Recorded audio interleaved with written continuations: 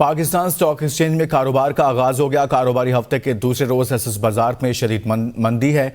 100 index 61,000 points की हद भी खो बैठा है। मार्केट 1,244 पॉइंट्स की कमी से 60,460 पर ट्रेड हो रही है। इसी बारे में तफसीलात जानते हैं नुमाइंदा एपीएन न्यूज अब्दुल कदीर राना से। जी अब्दुल कदीर, आगाह कीजिएगा।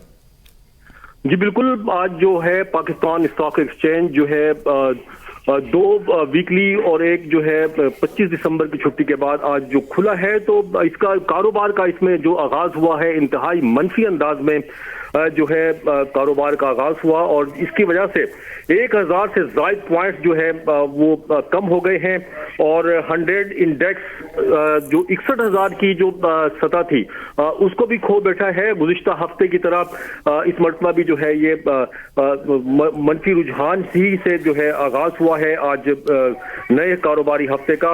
और मार्केट जो है जुम्मे के रोज जो गुज़िश्ता कारोबारी हफ्ते का आखिरी रोज था, उस रोज जो है 988 पॉइंट्स कम हुए थे और 61,705 पॉइंट्स पर ये बंद हुआ था। और अभी जो मार्केट है 1,000 तकरीबन 9 पॉइंट की कमी से तकरीबन 60,695 पॉइंट पर जो है वो ट्रेड कर रही है। जी ठीक, बहुत शुक्रिया अब्दुल कदीर राना, इस हवाले से आगाह कर रहे थे।